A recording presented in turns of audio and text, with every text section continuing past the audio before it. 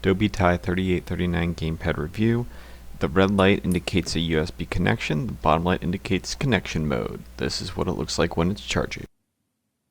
This is what it looks like when it's in the box. It's a 6-sided box with marketing information on the left side and the back side. It claims compatibility with Nintendo Switch, PlayStation 3, Windows 7, Android 6, and iOS 13.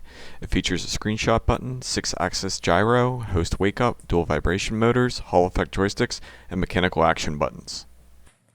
The top of the box is a clear ridge of plastic that pulls off. Inside the box, the sticks are protected by 2 foam circles. The gamepad itself looks like a WiiU layout with switch buttons. It has no back buttons, a top USB port, and nothing on the bottom. Next in the box, the plastic insert has a foam block stuck to the bottom of it which has 4 holes. The extra thumbstick caps that would populate the foam block are in one of the bags. In the other bag is a round 6-foot USB Type-A 2.0 to USB-C cable. Lastly, there is a user manual sheet. One side of the user manual sheet is in English and is comprehensible. The manual includes gamepad features and the use of the QMacro program for mobile devices. Next up is a teardown of the gamepad. It is held together with Phillips number 0 screws. It has 8 longer screws on the back holding the gamepad together.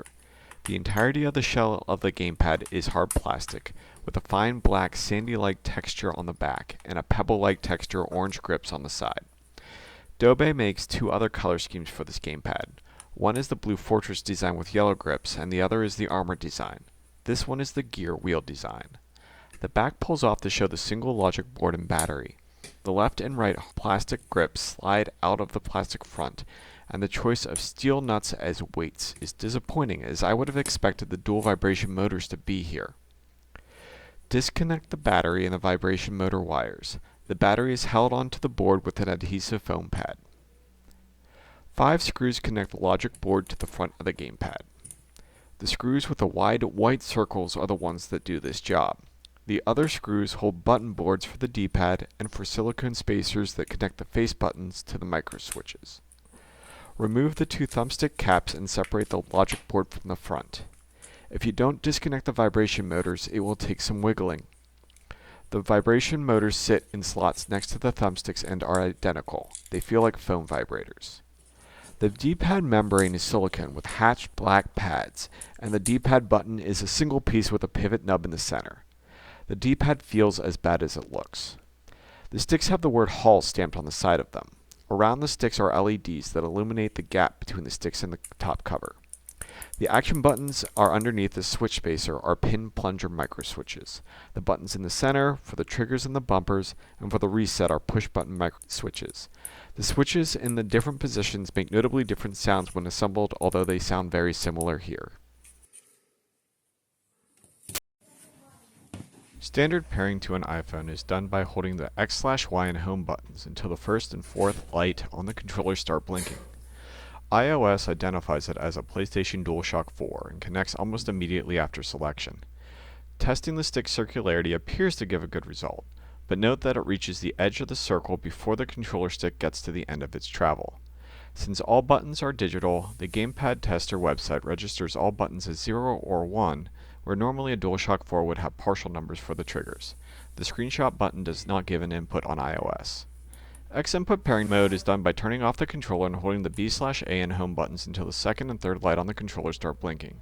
Trying to connect will give an error message. Android pairing mode uses the Y/X and home buttons, and the second and third light will blink like with X input mode. iOS will believe it paired, however the controller turns itself off. Switch mode is A/B and home buttons, which make the lights blink in alternating order. iOS is unable to pair in this mode. Lastly, QMacro mode is plus and home buttons. iOS will identify the controller by name and will pair to it. After a successful connection, the controller's mode lights are solid. On Android, pairing in X input mode fails on the controller side. Pairing in Android mode succeeds. Pairing on Switch mode fails on the controller side. And pairing in DualShock 4 mode fails on both. Pairing in QMacro mode succeeds on Android like it does on iOS. In Linux, X input connects, Android connects and allows the use of the screenshot button as input, switch fails on the gamepad side, DualShock 4 mode fails on both, and QMacro mode connects but causes the controller to immediately shut off. In Windows, X input connects, Android fails on the gamepad side, DualShock fails on the gamepad side, and switch fails on the gamepad side. USB connectivity in Windows defaults to X input mode and lights the first LED. Note that non-Windows systems default to a different USB mode which cannot be changed. Holding down the plus and minus keys changes the USB mode to D input mode as indicated with the second and third LEDs lit, which also has the screenshot button as an input. X input pulling was 500 Hz, D input pulling is 125 Hz. QMacro is a core functionality of this controller. It requires an app that can be downloaded. If downloading directly from the link, you'll need to allow installation of packages from other programs. I recommend disabling the permission after finishing installation. You'll need to also allow QMacro to overlay all programs because the program simulates touchscreen input using button presses from the gamepad. Android requires location permission for the program to use the Bluetooth radio the controller is connected with, so that was also allowed. The gamepad has to be connected in QMacro mode before QMacro allows you to make a profile. The game chosen for this demonstration does not have native Android controller support. Select the profile that you made and the screen will rotate and place a large toolbar in the center. I know of a few buttons the game uses, so I pressed the button on the controller and then placed it where it approximately belongs. In QMacro mode, the buttons are positioned like a Switch controller. If you accidentally add a button that you don't want to use, tap the button on the screen instead of dragging it to open the configuration menu for that button. Save the profile in the first slot and then shut down configuration mode. Head back to the home screen and launch the program that you plan on using the profile with. Launch into the game and using a chalk marker, make a mark on the screen where each of the buttons you would press are.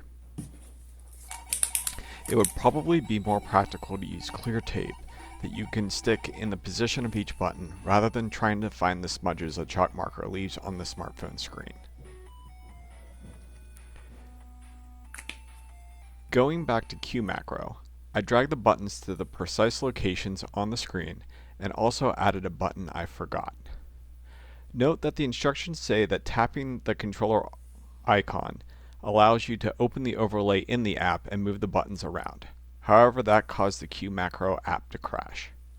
Save the profile again and shut down the configurator. Launch the program again and test out the results.